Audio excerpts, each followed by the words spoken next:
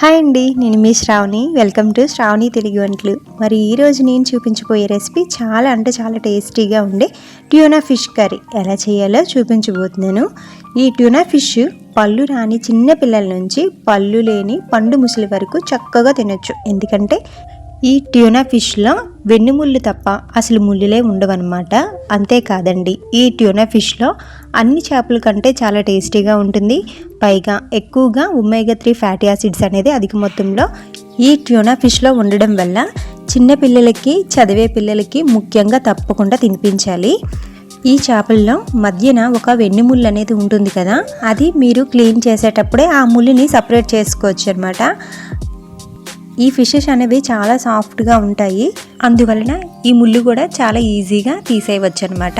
ఇలా తీసేసి కట్ చేసి వండుకోవచ్చు, లేదంటే ఇలా చేపల ఫలంగా కూడా వేసుకోవచ్చు అనమాట.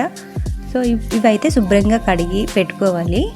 ఇక వెనుముళ్ళు అయితే నేను ఒకటి తీసింది అయితే మీకు చూపిస్తాను. చూడండి, ఇందులో వెనుముళ్ళు అయితే తీసేసాను. ఇది ఇప్పుడు అటు ఇటు కట్ చేసుకొని పీసెస్ అయితే వేసుకోవచ్చు. చికెన్ ముక్కల్లాగా లేదా మటన్ ముక్కల్లాగా ఉంటాయి, చాలా సాఫ్ట్గా. ఇప్పుడు ఇలా క్లీన్ చేసుకున్న ట్యూనా ఫిష్లోకి హాఫ్ వరకు లెమన్ జ్యూస్ అనేది వేసుకోవాలి. తర్వాత ఇందులో 2 స్పూన్ల వరకు సాల్ట్ అనేది వేసుకోవాలి. తర్వాత 2 స్పూన్ల వరకు కారం కూడా వేసుకోవాలి.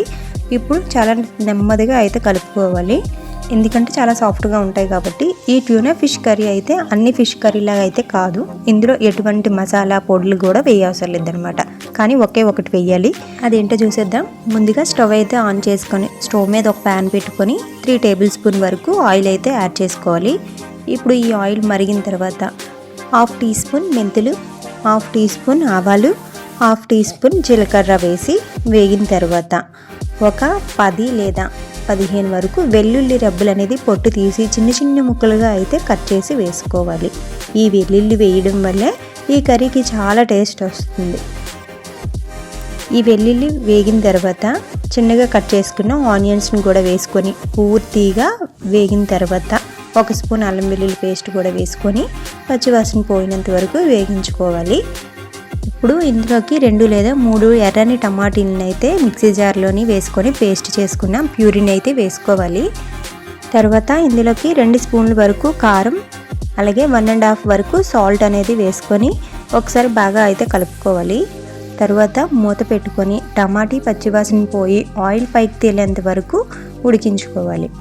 ఇలా ఉడికిన తర్వాత ఒకసారి బాగా అయితే కలుపుకోవాలి. ఏ కర్రీలోకైనా టమాటీలు ముక్కలైనా ప్యూరీ అయినా వేసిన వెంటనే వాటర్ అయితే వేయకూడదు. వేసుకున్న కారం అలాగే టమాటీ 2 పచ్చివాసన పోవాలి, అప్పుడే కూర బాగుంటుందన్నమాట.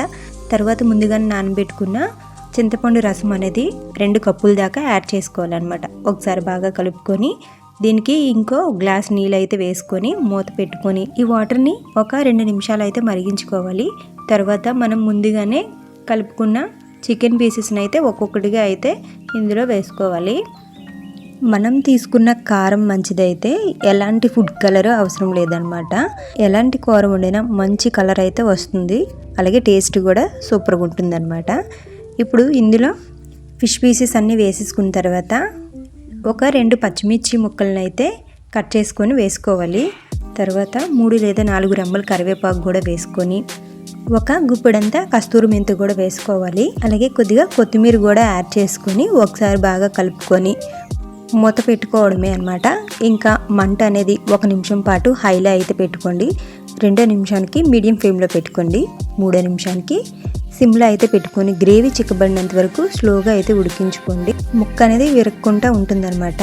అంతేనండి, ఈజీ ప్రాసెస్లో ఎంతో టేస్టీగా ఉండే ట్యూనా ఫిష్ కర్రీ అయితే రెడీ అయిపోతుంది. చాలా టేస్టీగా ఉంటుంది, తప్పకుండా మీరు కూడా ట్రై చేయండి.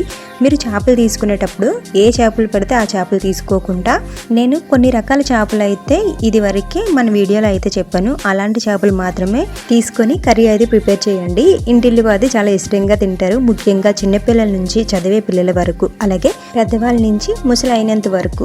మతిమరుపు రాకుండా ఉండాలి అంటే ఈ ట్యూనా ఫిష్ కర్రీ తినాల్సిందే అనమాట. సో నా వీడియో మీకు నచ్చినట్లయితే ఒక చిన్న లైక్ చేయండి, అలాగే షేర్ చేయండి, అలాగే సబ్స్క్రైబ్ చేసుకోవడం మాత్రం మర్చిపోకండి. మళ్ళీ నెక్స్ట్ వీడియోలో కలుద్దాం. అంతవరకు టాటా, బాయ్ బాయ్.